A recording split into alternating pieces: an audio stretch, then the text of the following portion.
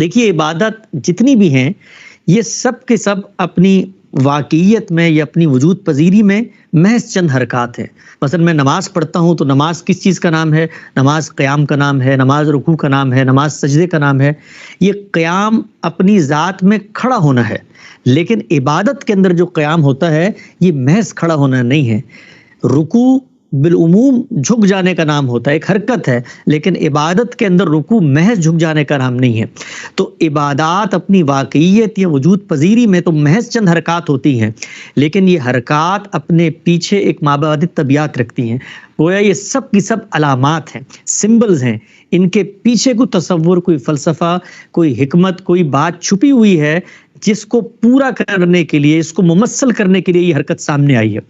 तो नमाज के अंदर जब हम क़याम करते हैं तो वो महज खड़ा हो जाना नहीं है, बल्कि परवरदिगार आलम के सामने फरियाद कुना बन के, उसके सामने झोली फैलाकर, उसके सामने अपने इज़्ज़, अपने तज़ल्लुल, अपने खुशू, अपनी इनाबत, अपनी तस्लीम, अपनी रज़ा, अपने आप को सुपुर्द कर देने के एक जज्बे के साथ खुदा के आगे झुकना, खुदा के आगे ये कहकर खड़े होना कि तेरा बंदा हूँ और तेरी बारगाह में आगे और अब तुझी से फरियाद कुना हूँ और तुझी से मैं सवाल करता हूँ। ये इस तसव्वुर की एक अलामत है जो क़याम की सूरत में सामने आती है।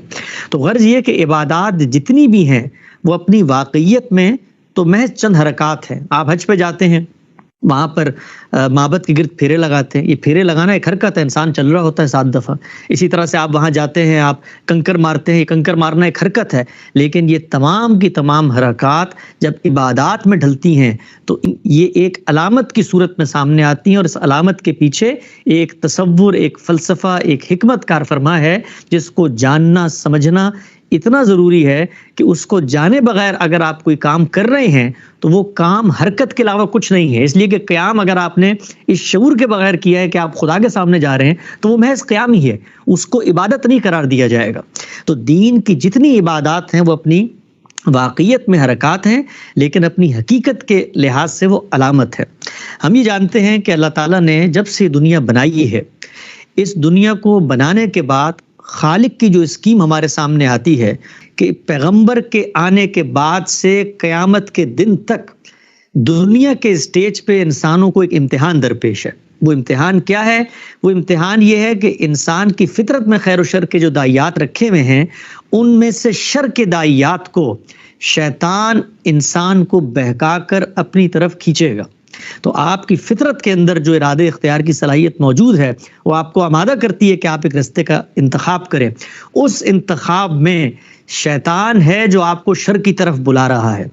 शैतान है जो चाहता है कि खुदा की इस स्कीम में आपको नतीजे के एतबार से नाकाम करे। खुदा ताला ने शैतान की इसी ख्वाहिश को कुरान मजीद में हिकायत करके बताया है कि शैतान ने ये कहा जिस वक़्त वो खुदा के सामने सर तस्लीम खम करने से इनकार कर बैठा कि फ़बिमा अग़वैतनी, इस सबब के बायस के जो आपने मुझे गुमराह कर दिया है, लअक़उदन्न लहुम सिरातकल मुस्तकीम, मैं तेरे इन बंदों को सिरात मुस्तकीम से भटका दूंगा।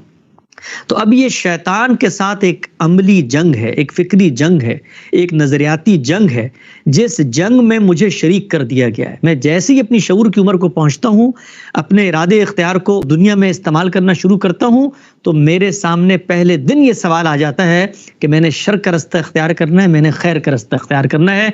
कुरान मजीद ने यह भी बता दिया कि ये शैतान के साथ जो जंग है ये महज किसी तसव्वुर पर मबनी नहीं है, बल्कि इंसानों में से बाज़ लोग शैतान बन जाते हैं, जिनों में से बाज़ लोग शैतान बन जाते हैं। वो शैतानत की सिफत है जो दुनिया में लोग अपना लेते हैं, और फिर शैतान के पैरोकार, शैतान के एजेंट गली मोहल्लों में, चौक चौराहों में, बाजार ऐवानों में, हर जगह इंसान को भटकाते हैं। रहमान के बंदों की शैतान से जंग में इम्तिहान का नाम हमारी ये ज़िंदगी है, और इस ज़िंदगी में कामयाबी का नाम जन्नत है। ये जन्नत मेरे लिए बनाई गई है, और मैं किस लिए बनाया गया हूँ कि इस दुनिया के इम्तिहान में कामयाब हूँ। ये खुदा की वो ग्रैंड स्कीम है जिसमें मैं पहले दिन से शामिल हूँ, हाजिर हूँ, मौजूद हूँ। इस स्कीम में मैं एक इंसान हूँ, एक नफ्सियाती वजूद, एक जज्बाती वजूद, एक एहसास रखने वाला, एक ऐसा इंसान जो जुलूमन जहूला भी है, जो जल्दबाज भी है, जो ख़ताकार भी है, जो भूल भी जाता है, जो مائل بھی ہو جاتا ہے قریب کے نتائج کو دیکھ کر. یہ ساری انسانی کمزوریاں لے کے میں اس دنیا میں کھڑا ہوتا ہوں. ان کمزوریوں کو کون ہے جو میرا ہاتھ پکڑ کے مجھے روکے گا؟ کون ہے جو مجھے بتائے گا کہ جس رستے پہ تم چل پڑے ہو یہ غلط رستہ ہے؟ کون ہے جو مجھے یاد دہانی کروائے گا؟ اللہ تعالیٰ نے جس وقت انسان کو اس دنیا میں بھیجا تو جیسا کہ میں نے عرض کیا کہ پہلے دن اس کا اہتمام کر دیا کہ انسان کا ہاتھ پکڑنے کے لیے، انسان کو واپس لانے کے لیے، انسان کو متوجہ رکھنے کے لیے، انسان کو خدا سے اپنے تعلق کے اظہار کے روابط کو قائم رکھنے کے لیے ہمہ وقت یاد دہانی کا ایک پورا نظام متعین کیا. جس کو ہم دین کہتے ہیں، یہ اپنی حقیقت کے اعتبار سے کیا ہے؟ عبادت. عبادت اپنی حقیقت کے اعتبار سے کیا ہے؟ خشوع، تذلل، انابت، جھک جانا. یہی وہ رشتہ ہے جس کے نتیجے میں خدا کے ساتھ شکر کے، خدا کے ساتھ ذکر کے، خدا کے ساتھ فکر کے، خدا کے ساتھ انابت کے، خدا کے ساتھ تفویض کے، خدا کے ساتھ رضا کے، ان سارے جذبات کی تسکین ہوتی ہے. یہی دین کی حقیقت ہے. انہی مراسم عبودیت کو شریعت نے بعض قاعدوں میں ڈھال کے انسانوں سے متعلق کر دیا ہے. اب جب ہم یہ ریچولز ادا کریں گے تو ان ریچولز کو ادا کرتے ہوئے یہ بات ہمارے سامنے رہے گی کہ جو دین کا مقصد ہے، اس مقصد اور جو تخلیق کا مقصد ہے، اس مقصد کو سامنے رکھ کر یہ تمام کے تمام مراسم عبودیت ہمیں خدا سے جوڑنے اور شیطان کے خلاف جنگ میں اپنے آپ کو مضبوط کرنے کے لیے وہ اعتماد فراہم کرتے ہیں کہ جس کے بعد ہم اللہ کی بارگاہ میں اس طرح حاضر ہوں کہ اس کو یہ بتا سکے کہ اس امتحان میں ہم کامیاب ہوئے. حج اور عمرہ اگر آپ غور کریں تو اس گرینڈ اسکیم کی پوری تصویر کو ایک عبادت میں مجسم کر دینے کا نام ہے. دین میں جتنی بھی عبادات ہیں وہ انفرادی طور پہ تو ادا کی جاتی ہیں، نماز بھی پڑھی جا رہی ہے، روزہ بھی رکھا جا رہا ہے، زکوٰۃ بھی دی جا رہی ہے، قربانی بھی کی جا رہی ہے، لیکن حج کے اندر ان تمام عبادات کا ایک کمبینیشن ہے، ایک پیکج ہے جو بنا دیا گیا ہے تاکہ وہ پوری کی پوری گرینڈ اسکیم جو عبادات سے انسان کو حاصل کروانا مقصود ہے وہ ایک دم سے ایک عمل سے گزر کے انسان کے سامنے واضح ہو جائے. تو غور کریں اس عبادت کا آغاز کیسے ہوتا ہے. اس عبادت کا آغاز خدا کے حکم پر لبیک کہنے سے ہوتا ہے. یعنی میں جس جنگ میں شریک کر دیا گیا ہوں اس جنگ میں اعلان کرتا ہوں کہ میں رحمان کا بندہ ہوں. یہ جو لبیک اللہم لبیک ہم پڑھ رہے ہوتے ہیں حج پہ جانے سے پہلے، اور یہ جب ہم عازم سفر ہوتے ہیں تو یہ ہماری جو پکار ہے یہ اصل میں وہ زندہ ترانہ ہے جو خدا کی بارگاہ میں حاضر ہونے کے لیے ہمیں وہ تقویت فراہم کرتا ہے کہ ہم اس کو بتائیں کہ دنیا میں جو جنگ ہے اس جنگ کی ایک عملی تمثیل اور مشق کے لیے جو تو نے ہمیں حرمین میں بلا لیا ہے، ہم اس میں تیرے بندے بن کر، تیرے سپاہی بن کر، تیرے اعلی کار بن کر، تیرے حمایتی بن کر حاضر ہونے کی طرف جا رہے ہیں. جس طریقے سے انسان جنگ میں جاتا ہے تو اپنی خواہشات، اپنی لگژریز، اپنی آسائشیں ان کو ترک کر دیتا ہے. اسی طریقے سے ہم مسلمان کیا کرتے ہیں؟ ہم 2 انسلے کپڑے پہن لیتے ہیں. وہ 2 انسلے کپڑے پہننے کے بعد عام حالات میں اس طرح ہم خوشبو لگاتے ہیں، زیب و زینت کرتے ہیں، دین میں جائز مباح چیزیں ہیں لیکن ترک کر دیتے ہیں بالکل بے سر و پا. 2 انسلے کپڑے پہن کے عازم سفر ہیں. کیوں؟ اس لیے کہ ہم خالق کائنات کو یہ پیغام دے رہے ہیں اپنے عملی وجود سے کہ ہم تیری اس جنگ کی جو عملی مشق تمثیل ہے، ایک ٹیٹوریل ہے، ایک ایکسرسائز ہے، اس میں شامل ہونے کے لیے تیار ہیں. وہاں جاتے ہیں، وہاں جس طریقے سے مجاہدین پڑاؤ ڈالتے ہیں ویسے ہی ہم بھی پڑاؤ ڈالتے ہیں. پھر جس طریقے سے جنگ کے اندر قرآن مجید نے بتایا کہ قصر نماز پڑھی جاتی ہے، اسی طریقے سے حالانکہ ہم وہاں نہ حالت جنگ ہوتی ہے نہ کوئی اضطرار ہوتا ہے، اس جگہ پہ رہتے ہوئے قصر نمازیں ادا کرتے ہیں، ڈیرے ڈال کے بیٹھ جاتے ہیں مجاہدین کی طرح. پھر اس کے بعد آگے بڑھتے ہیں اور اپنی نفرت کا اظہار کرتے ہیں شیطان سے، اس کو پتھر مار کے. وہ جو شیطان کا وہاں پر ایک علامت رکھ دی گئی ہے اس کے اندر کوئی شیطان بند نہیں ہے. جس طریقے سے لوگ جذبات میں آگے اس کو جوتے اور چپلے مارتے ہیں، وہ ایک علامت ہے. اس علامت سے اصل میں میری حمایت کا اعلان ہوتا ہے کہ میں خدا کی طرف کھڑا ہوا ہوں.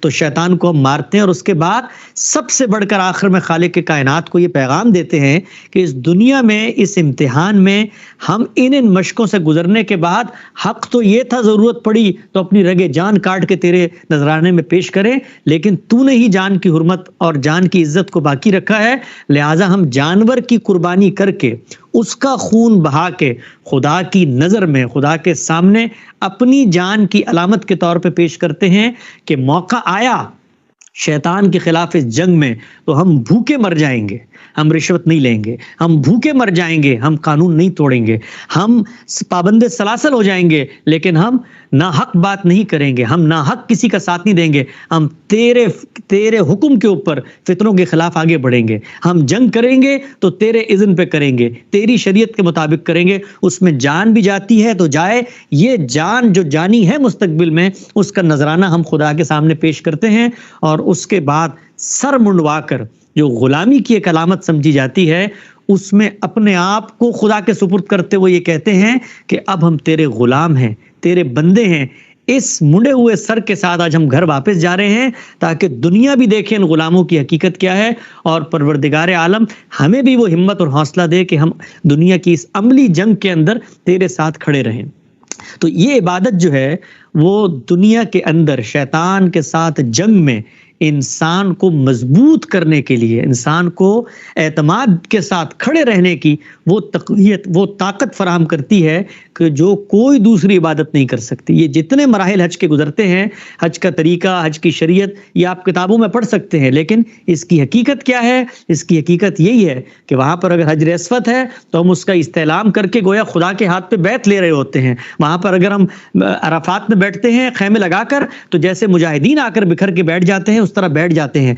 जिस तरह मुजाहिदीन दुनिया की रग़बात लज़्ज़ात को छोड़ देते हैं, हम भी एहराम की पाबंदियां कबूल करके छोड़ देते हैं। जिस तरह मुजाहिदीन उस माबद के गिर्द फेरे लगाते हैं, परेड करते हैं अपने अपने अपने खालिक के साथ अपनी हिमायत का ऐलान करते हुए, हम भी ऐसे ही करते हैं, और आखिर में अपनी जान की नज़र खुदा के कदमों में रखकर सर मुंडवा के घर आ जाते हैं कि दुनिया में मौका मिला तो हम अमली तौर पर भी यही कुछ करेंगे।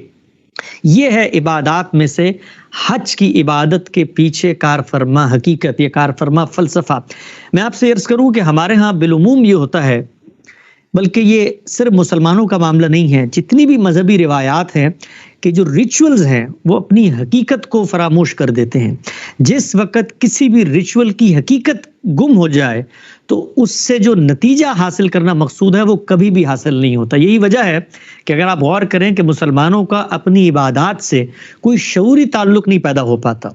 हम जहन्नुम की वईदें सुनाकर और लोगों को डरा धमकाकर नमाज की तरफ तो आमादा करते हैं, लेकिन नमाज की हकीकत बताकर, वो हकीकत अगर लोग समझ जाएं तो फिर नमाज की तरगीब खारिज से नहीं दाखिल से होगी, क्योंकि नमाज असल में मेरे ताल्लुक का इजहार है, रोज़ा असल में मेरे तकवा का इजहार, मेरे खुदा के नज़र में चीज़ पेश करने का इजहार है, कुर्बानी है। ये सब चीज़ें मेरे दाखिल से उठेंगी, लेकिन अगर इनकी हकीकत फरामोश हो जाए, इनका मकसद फरामोश हो जाए, तो ये महज चंद रसूम और आदाब बन जाते हैं। वो रसूम और आदाब लाखों के टोले अदा करते हैं, लेकिन उससे जो हासिल होना, उससे जो सीखना समझना मकसूद है, वो सामने नहीं आता। इंसान एहसास का एक जज्बा रखता है, इजहार चाहता है, इन्हीं इजहार को जुबान दी है शरीयत ने इन मरासिम उबूदियत की सूरत में।